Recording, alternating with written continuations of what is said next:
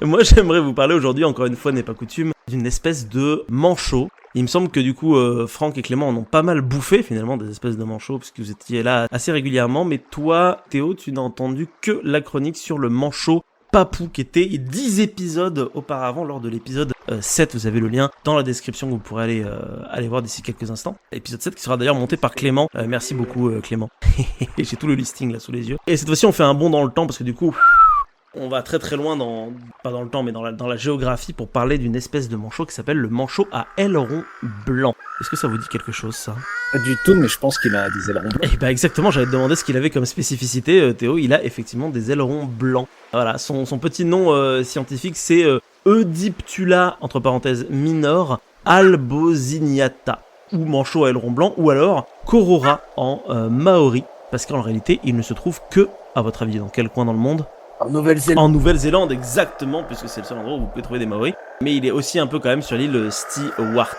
Alors, si vous vous demandez ce que c'est que l'île Stewart, sachez que, à la base, son vrai nom, c'est Stewart Island Rakiura. Et c'est la 3e île néo-zélandaise par sa superficie. Elle fait 1746 km². Elle est située dans la mer de Tasman, à 27 km au sud de l'île du Sud. Donc l'île du Sud, c'est une des îles de Nouvelle-Zélande.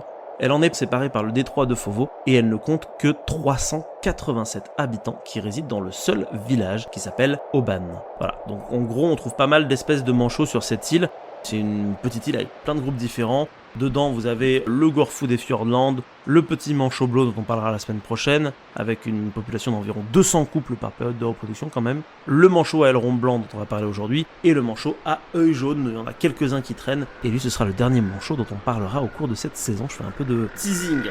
Alors vous l'avez peut-être remarqué, mais dans son nom latin, il y avait marqué Eudiptula minor alboziniata. C'est tout simplement parce qu'en fait, le genre Eudiptula à la base, c'est en réalité le petit manchot bleu. Certains scientifiques considèrent donc le manchot à aileron blanc comme étant une sous-espèce de ce fameux petit manchot bleu. En effet, il lui ressemble comme 2 gouttes d'eau avec différentes variations de bleu indigo sur le dos, la tête, les ailes, le ventre est blanc, ainsi que bien évidemment les... qu'est-ce qui est blanc ? Les ailerons. Les ailerons, puisqu'il s'appelle le manchot à aileron blanc. Et oui, mais du coup on le redit, parce que c'est la spécificité de cette espèce. On crée une nouvelle espèce juste parce qu'il a les ailerons blancs. Donc... et c'est pour ça qu'on l'appelle comme ça. Alors, sachez que c'est une espèce qui utilise une gamme de sons et de cris plus étendue que les autres espèces de manchots. Eux, ils vivent d'ailleurs dans des terriers, et sachez qu'ils sont aussi nocturnes, alors que tous les autres manchots sont plutôt diurnes. Et ils s'organisent également en colonies. Donc en gros, ils vont quitter la terre pour la mer juste avant le coucher du soleil, et ils vont revenir pendant l'obscurité afin d'éviter les prédateurs. Et d'ailleurs, des prédateurs, ils en ont beaucoup. Je vous fais un petit listing. Il y a les phoques à fourrure, les otaries, les requins, les barracudas. Donc tout ça, c'est les prédateurs des adultes. Et pour ce qui est des œufs et des poussins, il y a mouettes, phoques. Sans compter bien sûr les nouveaux prédateurs qui ont été introduits par les humains, tels que les chiens, les chats, les belettes, les hermines, les furets, les renards, et les rats. Donc ça fait beaucoup de monde qui veut bouffer du manchot à aileron blanc. Comme je vous l'ai dit. Et eux, ils mangent des trucs ou... Alors ouais, eux, ils mangent des trucs, mais comme d'hab, ils mangent plutôt des petits crustacés, ce genre de choses, quoi. Bah, si vous voulez, on peut en parler, dans la nourriture, on trouve je fais un peu d'avance, on trouve des petits poissons tels que des pilchards, des anchois, des petits céphalophodes de moins de 12 cm, et occasionnellement des crustacés comme des crevettes et du krill. Voilà. Donc comme je vous l'avais dit, le nid il est dans un terrier, il y a 2 œufs qui sont pondus, qui sont couvés pendant 35 jours, à la fois par les mâles et les femelles, donc du coup il y a une rotation, mais ça c'est là pour pratiquement toutes les espèces de manchots. Les poussins quand ils naissent, ils sont couverts d'un gros duvet, et ils sont nourris par régurgitation par les parents jusqu'à l'âge d'1 mois. D'où l'idée justement d'alternance, il y en a un qui va pêcher, qui ensuite va régurgiter sur son bébé, pendant que l'autre va retourner à la pêche pour que tout le monde puisse avoir de la bouffe de manière assez régulière. Bien évidemment, une espèce de manchot aussi petite avec autant de prédateurs sur une île avec des humains, ça en fait une espèce qui est menacée puisqu'il n'existe que 3750 couples au total dans le monde. Par exemple, sur la péninsule de Banks en Nouvelle-Zélande, on est passé de 10 000 individus à moins de 2000 en 40 ans, ce qui est quand même énorme. Alors pareil, je vous donne des noms comme ça d'îles directement. Vous savez peut-être pas ce que c'est que la péninsule de Banks. Sachez que c'est un volcan éteint érodé de Nouvelle-Zélande, formant une péninsule rattachée à la côte est de l'île du Sud et s'avançant dans l'océan Pacifique.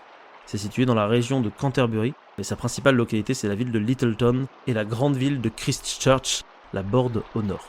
Donc, alors vu que le manchot à aileron blanc c'est une espèce qui est, bien évidemment, il y a des initiatives qui sont mises en place par les autorités néo-zélandaises avec des réserves naturelles protégées. On a un exemple assez clair, c'est sur l'île de Motonu Island, donc c'est une petite île qui est en bordure des côtes. La population est de 5000 manchots et elle est constamment croissante. Donc, du coup, c'est quelque chose qui est assez positif pour le moment, mais le problème c'est que l'île pour le coup commence à être trop petite. Et donc du coup ils vont essayer de créer d'autres petits îlots comme ça spéciaux pour les manchots, mais l'ironie du sort pour les manchots à aileron blanc, c'est que le financement de ces îles se fait en réalité via le tourisme de masse, et que ce qui est le plus destructeur pour les manchots, c'est le tourisme de masse. Donc il faut réussir à trouver une espèce de balance pour que l'espèce soit préservée et qu'elle soit vue par des gens, mais en même temps pas trop pour que l'espèce puisse continuer à perdurer encore un petit peu. Voilà, donc le manchot à aileron blanc, il fait partie des espèces les plus menacées parmi les 18 espèces de manchots qu'on a vues jusqu'à maintenant. Et voilà, c'est comme ça que prend fin cette petite chronique assez rapide sur le manchot à aileron blanc. Qui a déjà quoi, Théo, du coup? Des ailerons blancs, ouais, tu l'as. Bravo. Ça mérite des applaudissements, je pense. Bravo. Du coup, t'as dit qu'il restait combien de manchots encore dont tu n'as pas parlé? Il reste 3 espèces de manchots dont j'ai pas parlé, c'est les espèces les plus, on va dire celles dont on parle le moins, c'est le petit manchot bleu du coup qui est une espèce qui vit vraiment très au contact avec les humains, et le manchot à œil jaune qui est une espèce qui est très très spéciale puisque c'est la seule espèce de son groupe, on va dire, d'espèces en question. Parce que tu vois, par exemple, les manchots royaux et les manchots empereurs, ils appartiennent à un même groupe, les adélis, les jugulaires, etc. pareil, et lui il est tout seul, et du coup il est assez important en fait, mine de rien. C'est triste. Bah oui, parce que du coup, s'il meurt fatalement, c'est vraiment le aileron blanc qui est menacé. Alors le aileron blanc, ouais, lui, il est pas mal menacé. En réalité, ils sont tous un peu menacés, mais le aileron blanc, il est bien menacé parce que tu vois, quand même, le fait que tu passes de 10 000 à 2000 ans, enfin, t'en perds 8000 en 40 ans de couple, enfin, de couple d'individus, pardon, c'est quand même pas rien, quoi. C'est-à-dire qu'on lui a bien mis sa race. Mais en même temps, c'est un truc que je vous ai pas précisé, mais il est vraiment tout petit. Il fait entre 40 et 45 cm. Son poids, c'est 1,3 kg. Il a un bec de 3,5 cm et des ailes de 12,5 cm. Il fait la taille de mon micro en fait, hein, concrètement, j'ai un Blue Yeti. Il fait la taille de mon micro, le manchot à aileron blanc. Je pensais pas qu'il était si petit, en fait. Ouais, il est vraiment tout petit. Il est assez choupinou en plus. On dirait une grosse mouette qui vole pas, quoi, en fait, concrètement.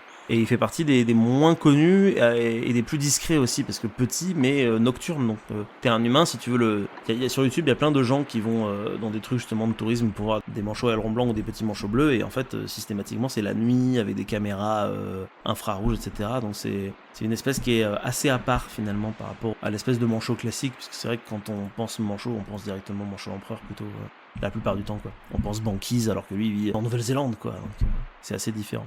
Si ce petit instant passé en notre compagnie vous a plu et que vous avez envie d'en passer d'autres avec nous, eh bien n'hésitez pas à vous abonner, mettre un petit pouce bleu, partager la vidéo ou encore nous suivre sur les réseaux sociaux.